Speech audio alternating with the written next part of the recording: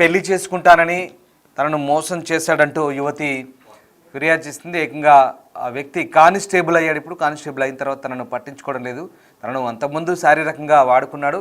ఏకంగా గతంలో పెళ్ళి కూడా చేసుకున్నాం, కానీ ఇద్దరం రహస్యంగా చేసుకున్నాం. ఇప్పుడు తనని మోసం చేశాడంటూ అమ్మాయి ఏకంగా నేషనల్ ఎస్సీ కమిషన్ ఆశ్రయించింది. దీంతో కమిషన్ చాలా సీరియస్గా తీసుకుంది. 5 రోజుల్లో వివరణ ఇవ్వాలంటూ డీజీపీకి, జిల్లా ఎస్పీకి కూడా నోటీసులు జారీ చేసిన పరిస్థితి. లేదంటే సీరియస్ యాక్షన్ ఉంటుందంటూ కూడా హెచ్చరికలు జారీ చేసింది.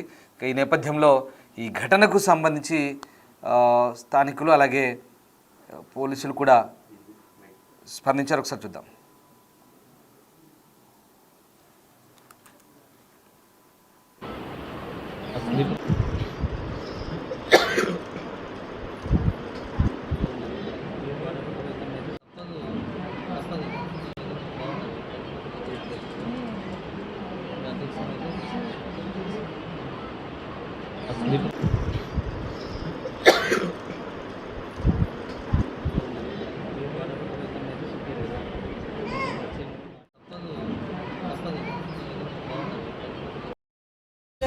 నుంచి పరిచయం. మాకు ఎవరు పరిచయం? ఆయన పేరేమి? రఘునాథ్ గౌడ్, చిన్నపల్లి చెందిన గట్టు మండలం, మాది భద్రాచలం పాలనంత.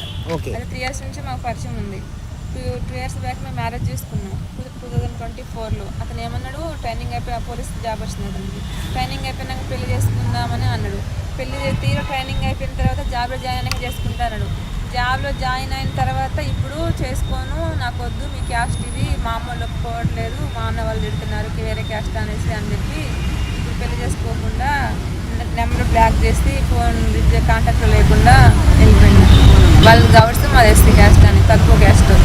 నాన్న మా అన్నలు ఒప్పుకోవట్లేదు అనేసి వాళ్ళ మేనమామ కొడుకు విదేశతో నన్ను వాళ్ళ ఇంటికి పోయి నన్ను కొట్టడానికి నన్ను కొట్టించింది ఆపరేతో.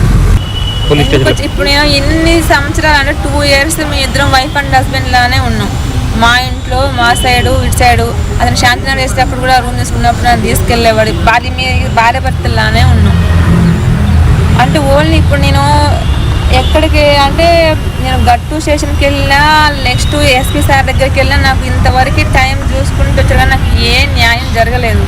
నేను అందుకనే సార్ చెప్తున్నా, నేను ఎన్ని రోజులు అతని భార్యలాగానే ఉన్నా. ఇప్పుడు అతని కేసు అయినా సరే అతని భార్యలాగానే నేను చచ్చిపోతాను. కేసు పెట్టినా నేను మళ్ళీ వాళ్ళ ఇంటికి వెళ్ళే కూర్చుంటా. అక్కడ వాళ్ళ కూర్చున్నాను వాళ్ళు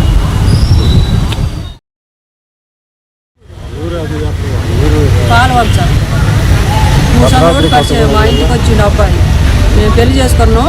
మీరు ఎవరికన్నా వచ్చి నేను ట్రైనింగ్కి వచ్చినప్పుడు మీరు పెళ్లి చేస్తారేమని మేము ఇద్దరం గుడిలో పెళ్లి చేసుకున్నాం. పాలవచ్చకుండా మేము ట్రైనింగ్కి వచ్చినాక మా అమ్మాయిలు ఒప్పించి పెళ్లి చేసుకుంటా. అప్పటిదాకా మీరు భయపడకండి, మిమ్మల్ని మోసం చేసినా నాకు జాబ్ ఉంది, మీకు భయపడే పని లేదు అని మాకు ఇట్లా మంచి మాయమాట చెప్పి మా ఇంటికి రావటం పోవటం, మా ఇంటికాడ ఉంటాం, మా పిల్లలతో మంచిగా ఉంటాం. ఇట్లా చేసిండు. ఇట్లా డబ్బులు ఆంటీ నాకు ఇట్లా ఇచ్చి అలాంటి కూడా 50,000 డబ్బులు కూడా ఇచ్చిన. ఆ అబ్బాయికి జనం హాస్పిటల్ ఉన్నట్టు కూడా ఫోన్పే చేసినాం డబ్బులు. మీరు డబ్బులు ఇస్తే మా అమ్మ తర్వాత అమ్మ అంటే నువ్వే, మీరు దేవతలు, అసలు మా అంత మంచోళ్ళు మీరు, మిమ్మల్ని ఏం మోసం చేయరు, మీరు ఏం డౌట్ వద్దు, అసలు మీరు డౌట్ పడవద్దు, నాకు జాబ్ ఉంది, మీకు డౌటే వద్దు మీకు అని మమ్మల్ని ఇట్లా మాయ చేసి ఇప్పుడు 10 రోజులు 20 రోజులు బట్టి ఇప్పుడు ఇట్లా చేసిన. మొన్న 17th రోజు, ఈ నెల 17th రోజు గట్టు పోలీస్ స్టేషన్కి వెళ్ళి శాంతినగర్లో పనిచేసే ఒక రఘునాథ్ అనే కానిస్టేబుల్ నన్ను నమ్మించి మోసం చేసి పెళ్లి చేసుకుంటానని నమ్మించి మోసం చేసి ఇప్పుడు అడిగితే పెళ్లి చేసుకుంటలేదు అని నన్ను మోసం చేసిండని చెప్పేసి ఆ కంప్లైంట్ మీద కేసు చేయడం జరిగింది. Basing on that complaint investigation is going on. ఒకవేళ ఆమె ఫర్దర్గా ఆమె స్టేట్మెంట్ కూడా ఇన్ డీటెయిల్గా రికార్డ్ చేయడం జరుగుతుంది. అందులో భాగంగా చట్ట ప్రకారంగా ఒకవేళ ఏదైతే తప్పు జరిగిందో definitely we should take action accordingly. ఎప్పుడు కంప్లైంట్ ఇచ్చింది సార్? 17th రోజు. ఇప్పుడు దాకా ఎఫ్ఐఆర్ కాలేదు సార్? అయింది, ఎఫ్ఐఆర్ అయింది. Further investigation. అంటే ప్రేమించి మోసం చేసి అదే కంప్లీట్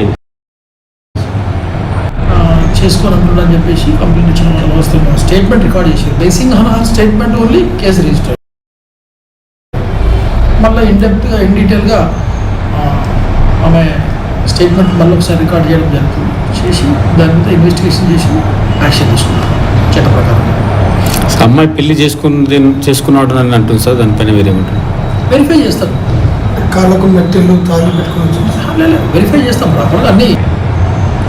అమ్మాయి అయితే గౌడ్స్, అమ్మాయికి ఇంకా ఇన్ డీటెయిల్గా వెరిఫై చేస్తాం. దాని ప్రకారంగా ఇన్వెస్టిగేషన్ సామాజిక మాధ్యమాలలో ఒక దళిత యువతిని ప్రాపర్గా అన్ని కరెక్ట్ చేస్తాం. దళిత యువత అయితే ప్రాపర్గా 100% చట్ట ప్రకారంగా యాక్షన్ ఉంటుంది.